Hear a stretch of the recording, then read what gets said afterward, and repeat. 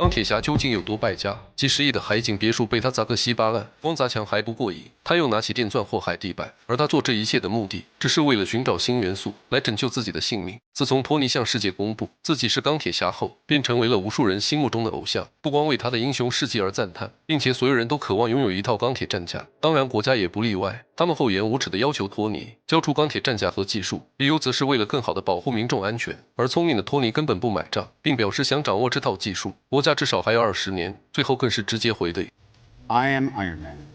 The suit and I are one. To turn over the Iron Man suit would be to turn over myself. 然而光鲜亮丽的背后，却没人知道托尼早已病入膏肓。原来自从托尼使用反应堆后，其中的8元素就无时无刻不在侵蚀着他的生命，而持续使用钢铁战甲只会让他的病情更加严重。如果找不到新的元素代替，这个维持他生命的装置同样也在害死他。托尼再三考虑后，决定让小辣椒接替他管理整个斯塔克工业公司。与此同时，在莫斯科的一处老房子里，一位老人正急切地呼唤儿子伊万。老人年轻时曾和托尼的父亲霍华德一起研究反应堆，因为私自走私武器，最后被赶出公司。他指着电视上的托尼说道：“这一切本该属于你的。”话音刚落，老人便撒手人寰。伊万伤心欲绝，他将这一切都怪罪于斯塔克家族。为了替父报仇，伊万找到了父亲留下的反应堆图纸，并开始打造属于自己的反应堆。不得不说，伊万也是个天才，很快他就造出了能够与托尼匹敌的反应堆。另一边，还没有意识到危险来临的托尼正在和哈皮打拳。这时，身材火辣的寡姐走了进来，托尼2人眼都看直了。寡姐不但长得性感漂亮，来历更是不简单。托尼让她陪哈皮练一会，还嘱咐哈皮要让着一点。可下一秒，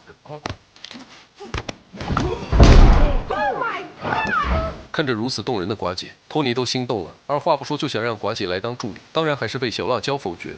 随着时间的推移，托尼体内的毒素也在不断上升，已经达到了53%。照这样持续下去，托尼的身体迟早会无法承受。既然时日无多，当然要及时行乐。于是他带着小辣椒来赛车场观看比赛，可托尼却瞒着他偷偷换上了赛车服。本来只是想体验一把速度与激情，缓解下心情，可令他没想到的是，一场危险正悄悄靠近。只见伊万毫不畏惧地走到车道中间，随即掀开衣服，露出了装有反应堆的装备。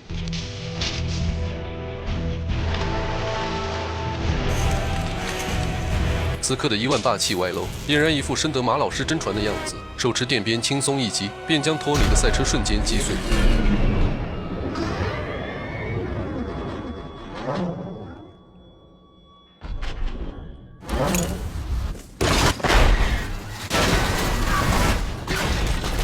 其身后的托尼还想反击，可没有战甲的他根本不是伊万的对手，只能仓皇躲避。我当大意了，没多闪，笑一会他突然心起火，偷袭，一个右边，一个左中灯，一个右边，边的位置没打一个大回车，一个正直兵，一个金国标，套路是小子，接话。好在这时，哈皮开车及时赶到，直接把伊万撞到了墙上。小辣椒也趁机将战甲扔给了托尼，这绝对是所有漫威迷最激动人心的时刻。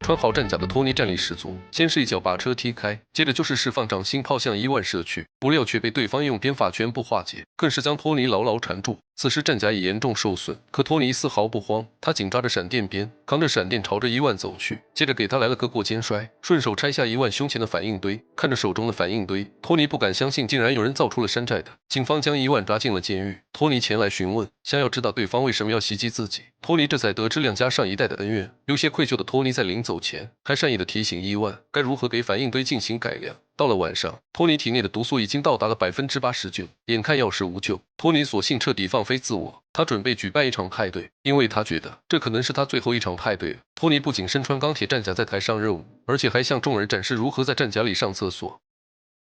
Just like that. 为了烘托气氛，托尼更是用掌心炮来助兴。但不知道托尼真实情况的小辣椒和罗德看到这一幕后，两人都非常气愤。眼见托尼越来越过火，索性罗德直接穿上马克2号来阻止托尼。可面对这最后的狂欢，托尼并没有停下来的打算，两人直接开打，一路从楼下打到楼上。他们表面是在打架，实际上是在拆家。最后在两人掌心炮的对轰中，结束了这场闹剧。最后罗德没有理会瘫坐在地的托尼，而是直接穿着战甲飞走了。他带着战甲来到军事基地，并决定将战甲做改造升级。他们找来了汉默，为其增加火力装置。汉默自信满满的对着罗德开始推销自己的得意武器。眼见这些无法吸引罗德，汉默最终拿出了终极武器。 I call it the X-Wing. 罗德听后眼前一亮，立刻把这些武器全部定下。而时日无多的托尼整天无所事事，他穿着战甲坐在甜甜圈上吃着汉堡。这时福瑞局长找到了他，他早已知道托尼中毒的情况，于是派了寡姐暗中观察。本以为是场艳遇，没想到却是满满的套路。寡姐往托尼脖子上注射了缓解拔元素中毒的药物，并让托尼安心的寻找新元素。可托尼表示他研究了所有的已知元素，还是没有一种能代替拔元素。福瑞听后笑了笑。 Well, I'm here to tell you, I haven't tried them all. 福瑞交给了托尼一个大箱子，这是托尼的父亲霍华德留下来的，解救之法就在其中。霍华德曾是神盾局的创始人之一，他需要托尼来完成自己未完成的事业。托尼反复观看着父亲留下来的视频资料，希望能从里面找到相关线索。直到托尼听到了一段父亲专门对他说的话 Tony, it represents my life's work. This is the key to the future. I'm limited by the technology of my time. But one day you'll figure this out. And when you do, you will change the world. What is and always will be my greatest creation is you. 聪明的托尼瞬间领悟，他来到公司找到了视频里的沙盘，在贾维斯的强大人工智能帮助下，托尼终于找到了新的元素来代替拔元素。随后，托尼直接上演了一出拆家大戏，然后又搬来几条铁管链接上，铁管不平衡，又找来了美队的盾牌垫底，在一束强光的照射下，新元素终于诞生了。就在这时，伊万却打来了电话。原来当初在托尼离开监牢之后，看中伊万才能的汉默就找人把他救了出来，并且他们二人还达成了合作，只要伊万帮他打造钢铁军团，汉默就会给他想要的。然而伊万却在背地里留了一手，不仅造了更强的闪电鞭，就连所有的战甲也都由他控制。现在他有了和托尼叫板的实力，他告诉托尼，他会在接下来的40分钟内解决两家恩怨。为了阻止伊万的阴谋，托尼把还没来得及测试的新反应堆直接装在了胸口上。战争机器的经典名场面来了。 Bust its bunker with the X-Wing. The what?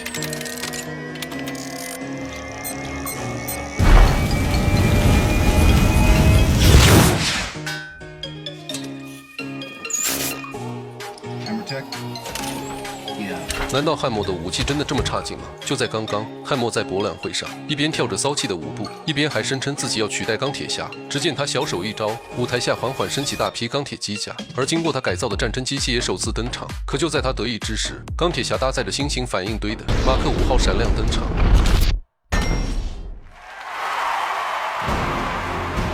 托尼告诉罗德，这一切都是伊万的阴谋。为了不引起恐慌，必须安排现场人员安全撤离。可就在这时，战争机器突然举起了机枪，对准托尼。身后的钢铁战甲也纷纷锁定了他。原来都是因为伊万在背后远程操控。为了避免伤及无辜，托尼随即飞向天空，所有战甲朝着托尼的方向攻击，现场更是一片混乱。一部分战甲原地起飞，对托尼展开追击。眼看托尼不好对付，剩余的战甲径直走向人群之中，开始对平民展开无差别攻击。此时战甲对准了一个带着小孩的钢铁侠面具，正准备发动攻击时，托尼及时赶到。 Nice work, kid. 大家知道这个小孩是谁吗？另一边，寡姐愤怒地把汉默按在桌子上，逼他说出伊万的位置。在得到详细地址后，哈皮带着寡姐火速赶往汉默工厂。寡姐竟直接车上完成了换装，差点让哈皮压不住枪。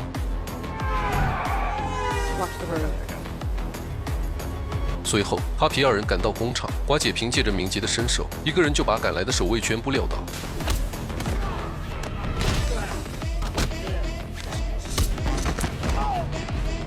根本没人能够阻挡。这一幕看得哈皮也是目瞪口呆。两人顺利找到控制室，却发现伊万早已逃之夭夭。好在寡姐及时的解除了战争机器的控制，这才得以恢复正常。正当二人在商量接下来要怎么对付钢铁机甲时，大量战甲从天而降，将他们两人团团围住。二话不说，两人瞬间火力全开。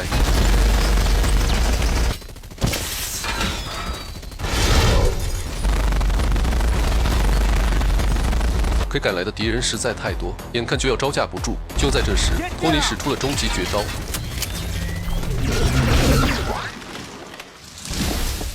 正当两人以为战斗结束了的时候，伊万身穿全新战甲闪亮登场。显然他拥有了更强大的武器装备，可罗德并没有把他放在眼里。于是漫威经典名场面来了。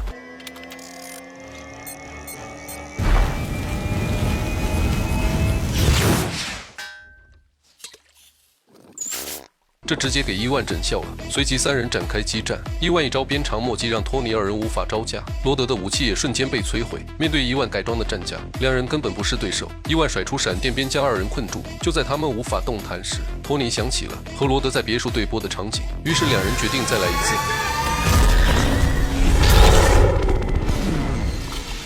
在猛烈的爆炸过后，伊万彻底败下阵来。殊不知他还留有一手，瞬间启动了所有机甲的自爆装置。托尼二话不说，火速飞回博览会。在即将爆炸的最后一刻，托尼成功救下小辣椒。最后两人在楼顶上一吻定情，可罗德却看不下去了。You guys look like two seals fighting over a grape. 随后，福瑞再次找到托尼，并向他发出了神盾局的邀请函，而这正是复仇者联盟计划。接着，托尼和罗德的英雄事迹受到了由政府颁发的表彰。片尾彩蛋，特工科尔森来到一处郊外，并找到了雷神索尔的喵喵